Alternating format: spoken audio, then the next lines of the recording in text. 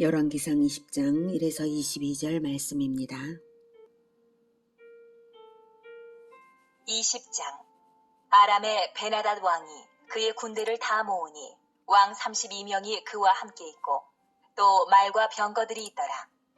이에 올라가서 사마리아를 에워싸고 그곳을 치며 사자들을 성 안에 있는 이스라엘의 아합 왕에게 보내 이르기를, 베나닷이 그에게 이르되, 네 은금은 내 것이요 내 아내들과 내 자녀들의 아름다운 자도 내 것이니라 하매 이스라엘의 왕이 대답하여 말하기를, 내 주 왕이여, 왕의 말씀같이 나와 내 것은 다 왕의 것이니이다. 하였더니 사신들이 다시 와서 이르되, 베나닷이 일어노라. 내가 이미 내게 사람을 보내어 말하기를, 너는 내 은금과 아내들과 자녀들을 내게 넘기라 하였거니와, 내일 이맘때에 내가 내 신하들을 내게 보내리니 그들이 내 집과 내 신하들의 집을 수색하여 내 눈이 기뻐하는 것을 그들의 손으로 잡아 가져가리라. 한지라. 이에 이스라엘 왕이 나라의 장로를 다 불러 이르되, 너희는 이 사람이 악을 도모하고 있는 줄을 자세히 알라. 그가 내 아내들과 내 자녀들과 내 은금을 빼앗으려고 사람을 내게 보냈으나 내가 거절하지 못하였노라. 모든 장로와 백성들이 다 왕께 아뢰되, 왕은 듣지도 말고 허락하지도 마옵소서. 한지라. 그러므로 왕이 베나닷의 사신들에게 이르되, 너희는 내 주 왕께 말하기를, 왕이 처음에 보내 종에게 구하신 것은 내가 다 그대로 하려니와 이것은 내가 할 수 없나이다 하라. 하니 사자들이 돌아가서 보고하니라. 그때에 베나닷이 다시 그에게 사람을 보내어 이르되, 사마리아에 부스러진 것이 나를 따르는 백성이 우리의 손에 채우기에 족할 것 같으면 신들이 내게 벌 위에 벌을 내림이 마땅하니라. 하매 이스라엘 왕이 대답하여 이르되, 갑옷 입는 자가 갑옷 벗는 자같이 자랑하지 못할 것이라 하라. 하니라. 그때에 베나닷이 왕들과 장막에서 마시다가 이 말을 듣고 그의 신하들에게 이르되, 너희는 진영을 치라. 하매 곧 성읍을 향하여 진영을 치니라. 사랑하는 형제 여러분, 11월 1일 화요일 새벽 묵상에 오신 것을 환영합니다. 19장에서는 엘리야가 하나님을 만나서 사명을 회복하고 엘리사를 불러 제자 삼은 것을 보았습니다. 이제 20장은 아람과 북이스라엘의 전쟁을 보여줍니다. 이 전쟁은 주전 856년에 벌어진 전쟁입니다. 1절에 이 베나닷, 아람의 베나닷 왕이라고 나오죠. 이 베나닷은 남유다 왕 아사와 동맹을 맺어서 북왕국 이스라엘을 침략했던 베나닷 1세의 아들입니다. 훗날 하사엘에 의해서 암살되게 됩니다. 베나닷은 왕 32명, 즉 소규모 도시국가의 군주들을 규합해서 주종관계를 맺었습니다. 이제 베나닷은 이 북이스라엘도 종주국으로 만들고자 쳐들어온 것입니다. 그래서 말을 하는데요. 내 은금은 내 것이요, 3절에 이렇게 말을 하죠. 경제력을 빼앗겠다는 뜻이고요. 내 아내들을 요구하는 것은 이스라엘의 주권을 빼앗겠다는 말이고요. 내 자녀들의 아름다운 자는 이스라엘 백성 가운데 뛰어난 젊은이들을 데려가서 노예로 삼겠다는 말입니다. 이스라엘을 재기할 수 없게 하겠다라고 하는 뜻이죠. 아합은 아람의 막강한 군사력이 두려워서 4절처럼 말을 했습니다. 예, 내 주 왕이여, 왕의 말씀같이 나와 내 것은 다 왕의 것이니이다. 네. 그러나 이것이 무슨 조약은 아니었고요. 다만 베나닷을 달래어 보려고 한 것 같은데요. 베나닷은 당장에 시행하기를 통보해 왔습니다.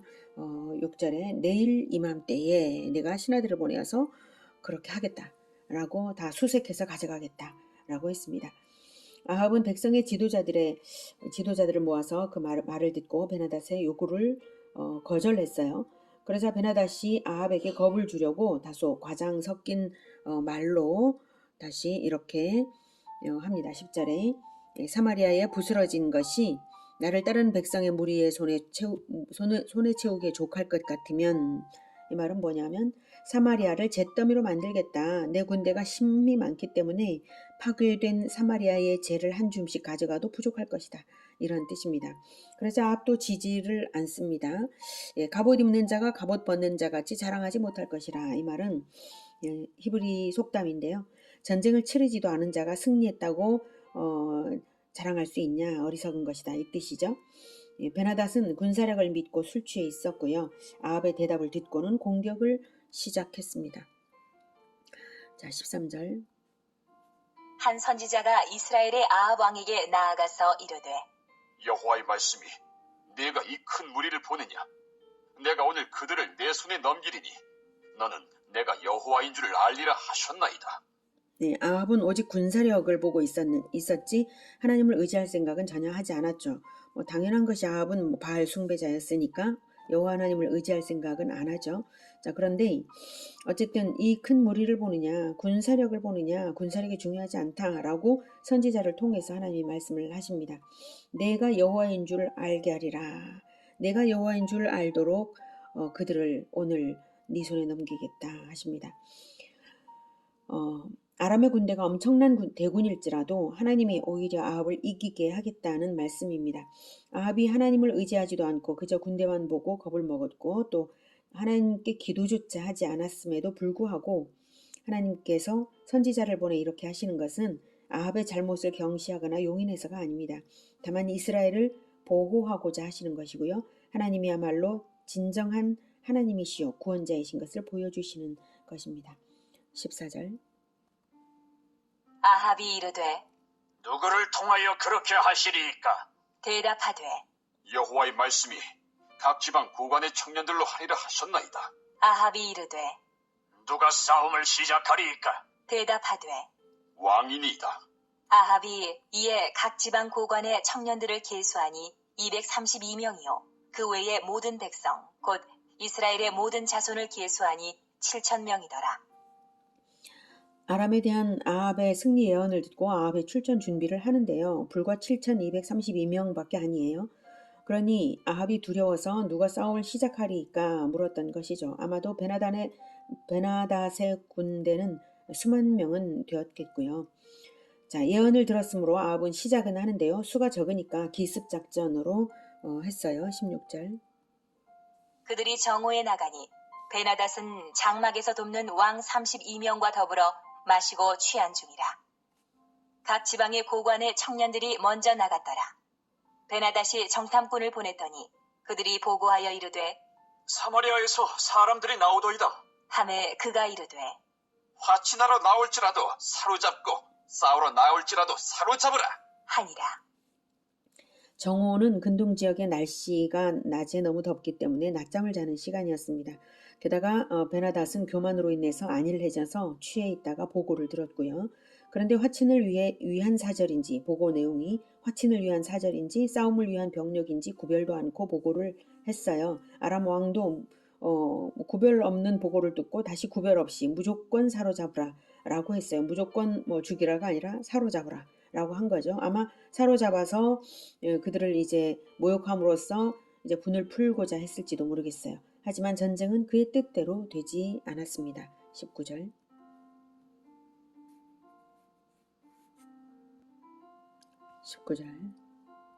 각 지방 고관의 청년들과 그들을 따르는 군대가 성읍에서 나가서 각각 적군을 쳐 죽이매 아람 사람이 도망하는지라. 이스라엘이 쫓으니 아람 왕 베나닷이 말을 타고 마병과 더불어 도망하여 피하니라. 이스라엘 왕이 나가서 말과 병거를 치고 또 아람 사람을 쳐서 크게 이겼더라. 아람의 왕들은 취해 있었기에 우왕좌왕하는 군대를 이스라엘 지도자들의 청년들과 따르는 군대가 닥치는 대로 죽인 것입니다. 아합은 아람 군대의 패배가 확인된 후에야 비로소 출전을 했습니다. 어쨌든 1차 승리했습니다. 우리는 이스라엘 군이 19절에 각 지방 고관의 청년들과 그들을 따르는 군대 7,000명이었음을 유심히 봐야 합니다. 하나님께서 엘리야에게 19장에서 말씀하시기를 바알에게 무릎 꿇지 않은 7,000명을 남기리라고 하셨지 않습니까? 그리고 이 지도자들은 각 지방의 고관의 청년들, 즉 각 지방의 지도자들의 자제들로서 각 지방의 숨은 선지자들에게 교육을 받는 자들이었을 가능성이 있다고 봅니다. 그 영혼이 살아있는 자들이었고요. 자원하여 싸울 만한 자들이었고 선지자의 예언대로 모여진 인원이었습니다.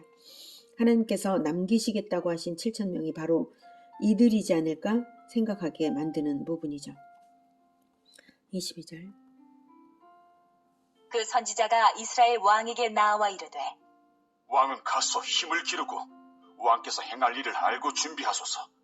해가 바뀌면 아람 왕이 왕을 치러 오리이다 하니라. 상대도 되지 않을 듯했던 이스라엘에게 참패를 당한 베나닷이 가만히 있을 리가 없죠.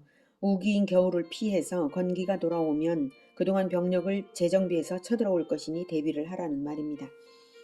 오늘은 하나님께서 하나님을 의지하지 않는 왕 아합을 이기게 하시는 것을 보았습니다. 그러나 아합의 악행을 무시하시는 것은 아니고요. 이 전쟁은 더 긴 호흡으로 읽어야 하고요. 다만 이스라엘을 보호하시고자 하셔서 아합을 이기게 하셨고 또한 하나님이 하나님이신 것을 보여주시기 위해서 아합을 도우셨습니다.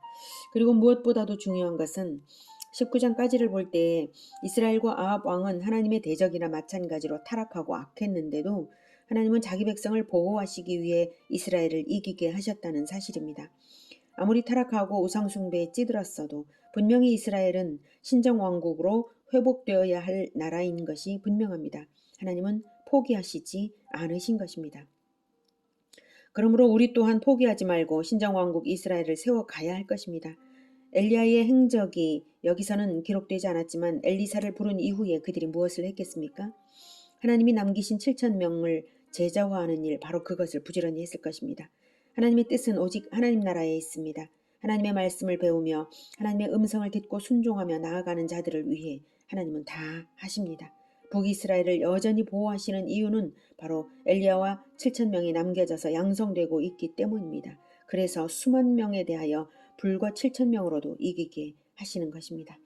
하나님의 사람들을 양성하는 제자화를 포기하지 말고 우리를 보호하시는 하나님을 믿고 두려움 없이 나아가는 우리 모두가 되기를 기원합니다. 기도하겠습니다. 하나님, 우리는 약한 자들입니다. 그러나 오직 하나님의 명령을 따르겠습니다. 하나님의 명령을 따르고 하나님의 군대로 있는 한 우리는 무적임을 믿고 담대하게 나아가겠습니다. 하나님께서 전쟁을 그리고 역사를 주관하시니 하나님께서 이기게 하시고 또한 우리를 보호하시면서 하나님 나라를 반드시 이루실 것을 믿습니다. 하나님, 우리가 제자화를 포기하지 않고 7,000명을 양성하는 것을 포기하지 않고 끝까지 다시 오실 예수님을 기다리며 제자화로서 승리하며 나아가는 우리 모두가 되게 주님 도와주시옵소서. 예수님의 이름으로 기도드립니다. 아멘. 이어지는 시간은 개인 기도 시간입니다.